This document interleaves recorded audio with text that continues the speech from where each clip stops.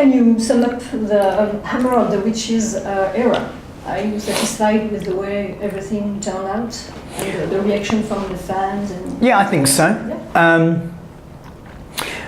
We didn't tour as much as we wanted to, but that was partly due to the fact that we parted companies with our previous manager, amicably. She retired, and we've been with her, well, you know, 20 years. She was our only manager. Well, we had one before, but he was an arsehole. And so we have a new manager, and so subsequently he wants to reboot everything and build it back up with him sort of at the helm. So he wanted us to, rather than continuing tour, start on a new album. And that way, you know, an album's the building block, and then go on this world tour, which he has kind of masterminded. So we're going to be very busy. I mean, we're only doing Japan and the UK this year, but after Christmas, I think we're going to announce it shortly. We've got an 8-week tour, and of Europe, and then I think a week off, and then an 8-week tour of Canada and North America, Australasia, Japan, Indonesia, Philippines.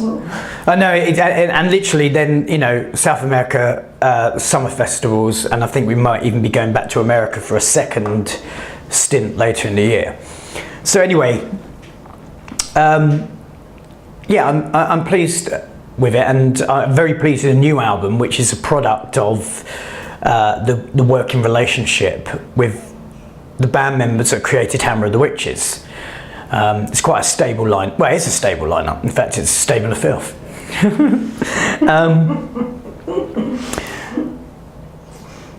Subsequently, the album was created by all of us deciding we should go to Brno in the Czech Republic, because that's where Martin has a rehearsal studio and Ashok lives, and also it's a lot cheaper than England. So we went there for a week prior to a big show in Slovakia, and had a bit of a sort of team building week. You know, we went sightseeing, drunk loads. We were right next to a brewery. That was brilliant. But aside from that, we prepared the album. We collated all the ideas we had, and so everybody, knowing full well that they wanted to present their ideas during that week, brought whole songs to the table. So by the end of it, we literally had the shape of the album. We knew how many songs were going on it, which ones, but they obviously just required the rudimentary polishing. And yeah, it's because of the unity of the period of Hammer, you know, like you're talking about, that started with Hammer of the Witches, that was entirely possible. And I mean, where were we? It was mid-August when we did that, and by December we were in the studio. And although things change, I mean, while you're in the studio, that's the whole point of having a producer, is, you know, like, this sucks, that sucks, change that.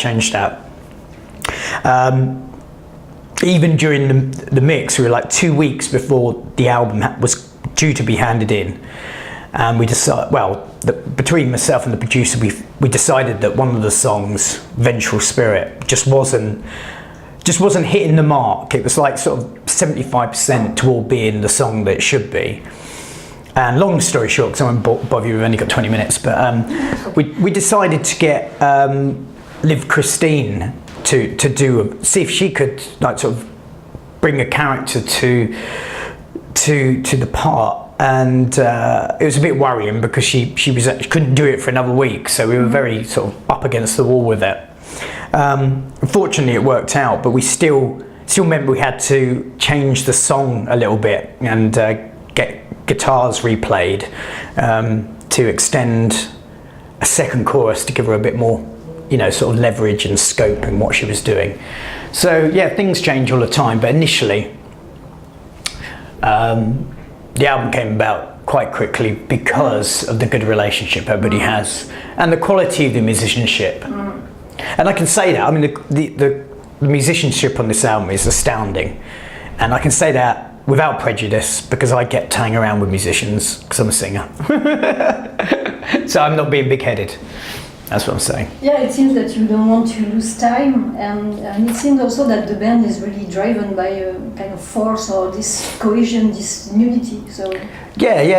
It's, you know, everybody's very serious about it, and the fans of the band as well. So, I mean, today I got some emails through because they're already trying to think about the set list for the world tour. And then, you know, you're going, no, I want this, no, I want this, I want this. You know, everybody's got their opinion about a favourite album or a favourite song, and that's a good thing. And I think that's why people have said, oh, you know, this album sounds modern, but it also sounds old, like old Cradle. Well, that wasn't intentional. It's just because people are fans of certain albums and they like the twin guitar stuff. So, yeah, it's just a product of that sort of that love of being in Cradle of Filth. Do you pay attention to what the fans can say on Facebook, for example, your Facebook page? Or because I see that you created a group on Facebook, a new group. Yeah. Well, of course, we're always interested. I mean, it doesn't necessarily mean we're going to take it as gospel that we'll, but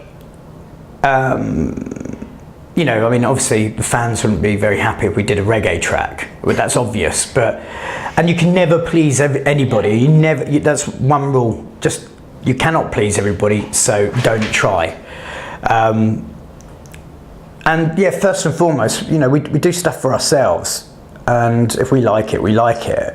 But we do obviously pay attention to what people want. For example, next year, we're supposed to be re-releasing Cruelty and the Beast, but we're going to remix it. And Scott, the producer, and I are going to do it. And probably Martin and the band will, I'm sure they'll chuck some of their opinions in as well. Mainly because we want it to sound better, but we also want it to keep the atmosphere. So we don't want it to sound too clinical. And also we might bring some artists in to do their interpretation of the original artwork rather than just repackaging it in the same, and make it, you know, something quite unique for the 20th anniversary. But that was something the fans have always wanted. They wanted to just hear a remix version. Well, a lot of people have said that, so it seemed like a good thing to do. So now that the lineup is stable, you must feel quite relieved. Yeah, of course. Yeah. Well, it's always good to have, you know. Because I think that we can really see this unity on the album, and particularly the new one, but also on stage. And I mean, we did several interviews together in the last 15 years. Yeah. And I can see that now, when I meet you, that you are just happy and, I don't know, serene, or no, I'm not kidding.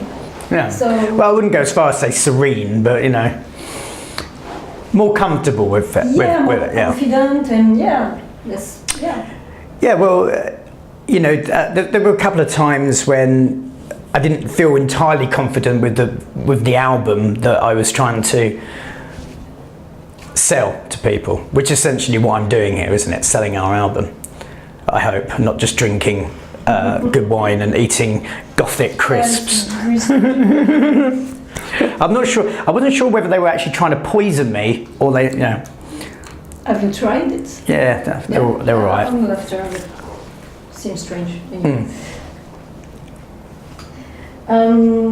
So you tell me already about the writing process. Did you have some leftovers from the previous?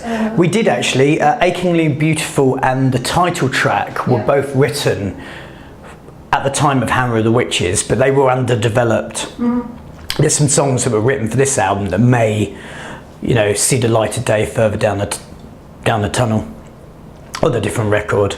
But Martin wrote Achingly Beautiful, and Dan wrote The Seductiveness of Decay, and they both resubmitted them, but with a lot of changes. And they just, I mean, I always liked Achingly Beautiful. I wanted it on the last record, but I was, I begrudgingly said no, because everybody said, and I had to admit, yeah, it's not as developed as it could be. But I think it sits better on this record now that it's been reworked. Yeah. And it's very old school as well. That's why I like it. Yeah, that's what I was saying. We can hear that, of course, there are elements that Cradle of Filth is known for. Yeah. Well, obviously, you need that, don't you? Yeah. With any band. It was the case on the previous album, but particularly in this one. I mean, maybe it goes even further. Yeah, I should think so. You can really hear that it's a collective effort, and everybody has its place on the album. Yeah, well, I mean, that's like having a seventh member. Scott is a genius and he works very hard. I mean, it's the mix is a product of hours of work, because you've got so much going. I mean, even Martin's drum kit's enough to to feel the spectrum of sound, and he's very good at making sure everything's distinctive, and sometimes less is more.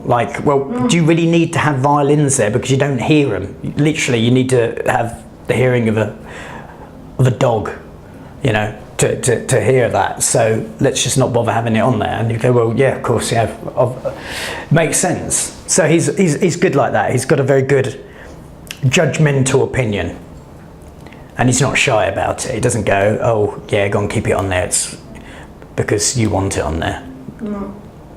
So what was your approach when you started to work on this new album? Because for me, it's like it really reminds me of a soundtrack.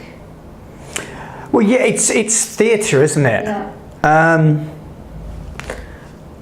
I think the album covers, you can see that in the album cover, that it Venus, or this adverse Venus, and the waves behind her are like you'd see in a staged play.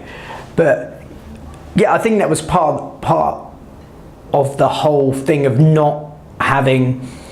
I think one thing that we decided that we wouldn't do, we weren't going to have an orchestral intro, we weren't going to have orchestral passages, but it would all be within the confines of the songs, and that we were going to have a live choir, but it wasn't going to be like one of these big Ride of the Valkyries type choir. It was going to be a smaller, concentrating on ghostly sort of altos and soprano. So that was things that we did decide to do from the off, because I just thought, we were thinking it's a bit predictable. Every album we start with a big bombastic, so we just started with a big bombastic song instead. It's not rocket science, is it? Yeah, and the work on the guitars is particularly impressive. It's very impressive, and I'm not a fan of lots of solos, because I think sometimes, especially American bands, have solos all over the place, just for the sake of it. Like we've got a gap, let's put a solo, and it just doesn't do anything. But we the placement of these solos was thought about before, and in places they actually sound like intricate riffs. I'm very pleased with everything the guitarists have done. Yeah, because you have a lot of melodic parts, but a lot of catchy parts. Yeah, well, we tried. Trashy parts. Yeah, we have really everything on this.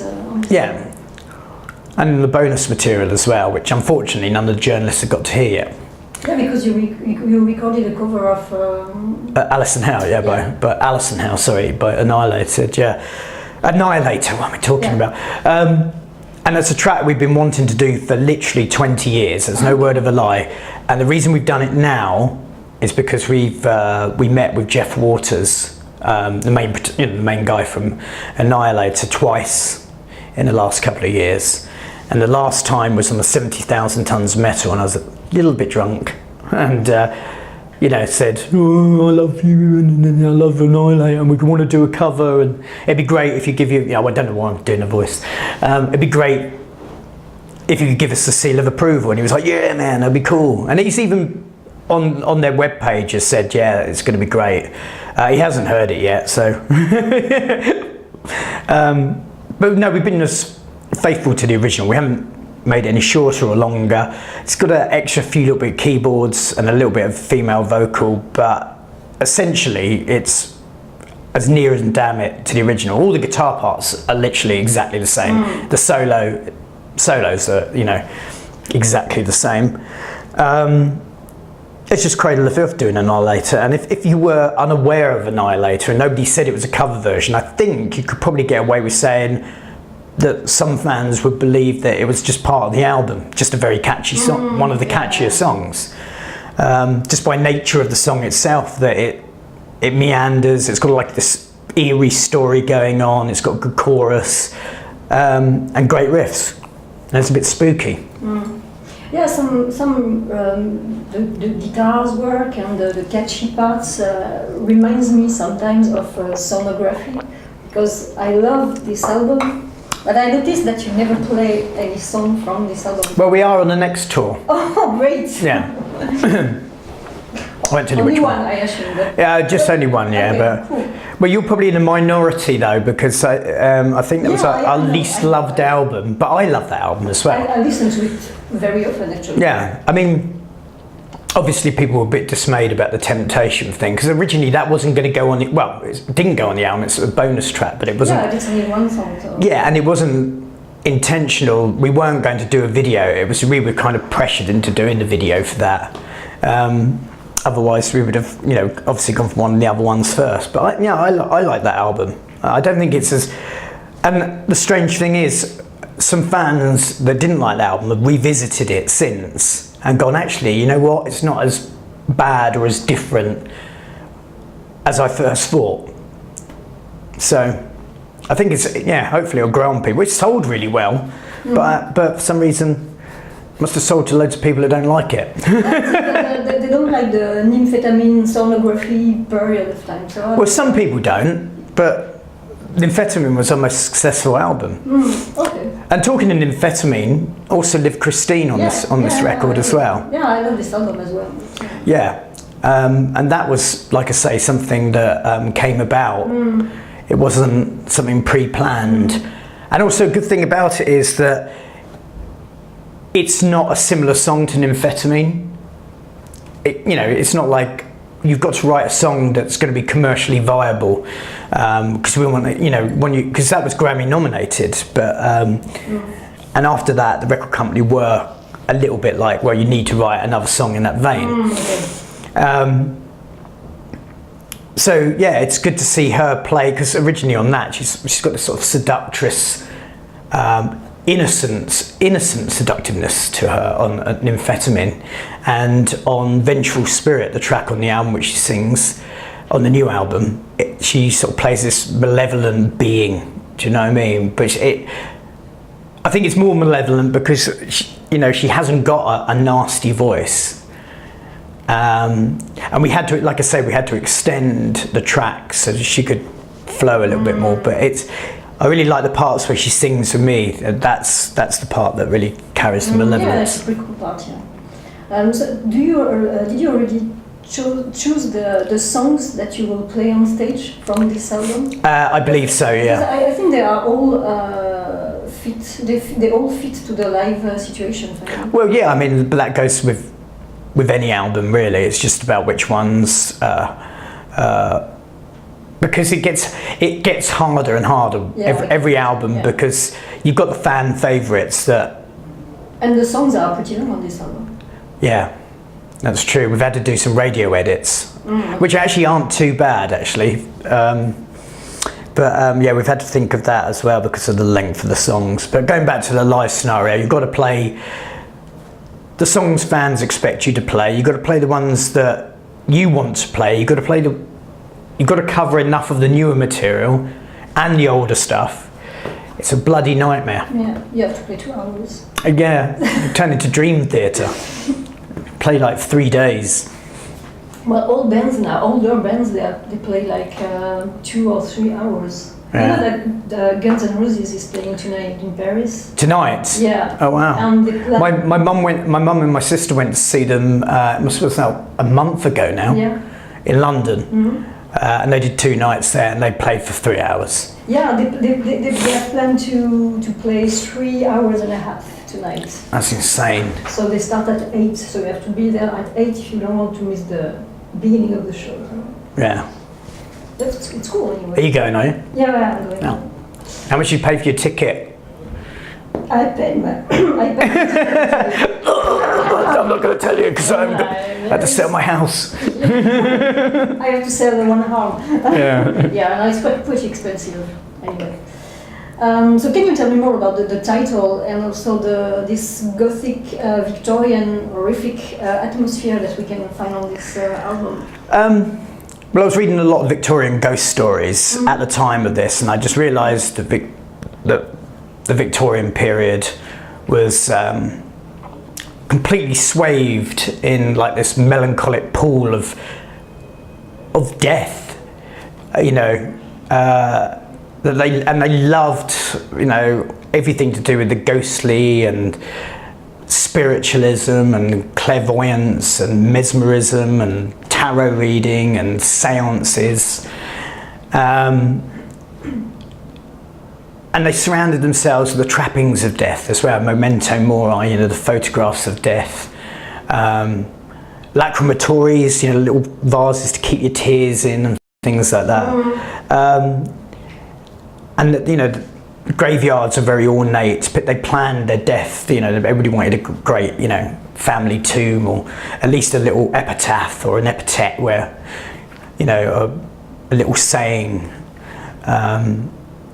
So yeah, it just seemed quite natural, and I love the Victorian era anyway, but a lot of our stuff is based on that. I feel that if you were to be transported back in time as a punishment, you know, and you ended up in the Victorian time, you'd be quite lucky because you could get by. Because, okay, you know, they had phonographs and steam engines, and they would build, you know, starting on cars, and they're starting on electricity, and, you know, whereas, you know, if you went back another 100 years, I think you'd probably struggle quite a bit with the fact that there wasn't the amenities that you're familiar with. In fact, the Victorian era is only really 5 or 6 generations ago, depending on how old, you know, members of your family are. So I live in a Victorian house, and I love all the architecture. I was going to get some Victorian tattoos as well. Because I love all the, you know, like the illustrative zoology, the butterflies and dragonflies, and, you know, and I love Egyptology, which they were mad about, obviously. So, yeah, I mean, it's not all good. I mean, the empire, the British Empire, the biggest empire there ever was, you know, obviously built on, you know, a rotten underbelly of workhouses and, you know, overpopulation and children having to work and what have you. So, and I'm quite fascinated by all that as well. Not just the, you know, the prim and proper stuff, the stuff that looks good. And you will release a video pretty soon. Pardon? You will release a video. We release a video actually next week. Yeah, I saw some pictures on your Facebook. Yeah. It's astounding. It's really quite an amazing video. I'd say probably the best video that we've ever done. Really? It's, well, Cradle to Enslave, maybe, you know, it's best video aside from that because it's very different. It's because you have always known for. Oh my God, it's incredible. Just the imagery in it and the colours and the way it's been filmed and the attention to detail. I mean, I was actually, no word of a lie, I was shooting this scene and there's a pile of live bodies and it took a while to get them all, you know, so it didn't look, well, you couldn't see anything. And it looked like I was standing on top. In fact, at one point I do stand on one of the men. And got these, Martin and Adrian are flanking me with staffs, with flags on, and it's in a forest. And yeah, you know, we're all painted black and we've got these weird things going on and stuff like that. And then I looked across and I was like, couldn't believe it. What I thought was a prop, a bird on a branch, was actually a real bird. It they brought a trained bird in. And so, you know, this attention to detail, I couldn't believe it. We had snakes.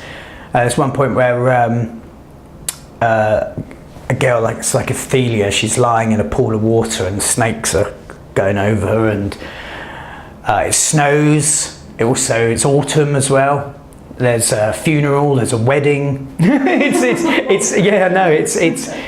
good, but it's all in that kind of pre-Renaissance style that Arthur Bazintz, who's the artist, both for this album and Hammer of Witches, is just excels at. Basically, I knew I wanted him to do the new album, and then I found out that he was a video director, and he said, I think I'm a better video director than I am an artist. And I was like, wow. Okay, well, we're going to Riga in Latvia to oh shit, shouldn't say shit, and and also it's fallen off. There we go. I'll just hold it. Yeah. Bloody thing. Yeah, so kind of fully entrusted him. I gave him the lyrics and I gave him the ideology behind the album, and knew that he would come up with something great. He also used the video as a template as well. He shot a lot of the characters and the scenery, and also incorporated that into the artwork and the booklet to give it some continuity. But yeah, it's impressive, and people will be able to see it next week, because it should have come out this week, but So that. you know, I wouldn't have had to have talked about it. Okay, cool. So as you told me earlier, you will come. You will tour in Europe, and you will come to France, I assume, at the beginning. No, we're going everywhere else, but I'm not coming to France. No, not anymore. No, I don't like it.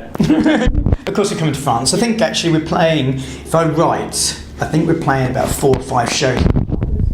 It is, yeah, and a couple of places we've never played before as well. Because I've just noticed a trend of late of people just playing Paris or just playing Lyon.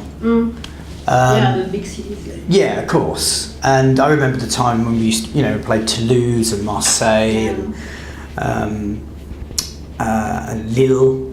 Bordeaux. Yeah, and Strasbourg, obviously. Yeah, of course. Which I think we did on the last one actually as well. So yeah, that'll be good. It's an extensive. Our new manager has got us. He's got this world tour planned, and it is very, very extensive. Okay, cool. But yeah, it's good. That's what you want. Thank you. Yep. Thank you very much.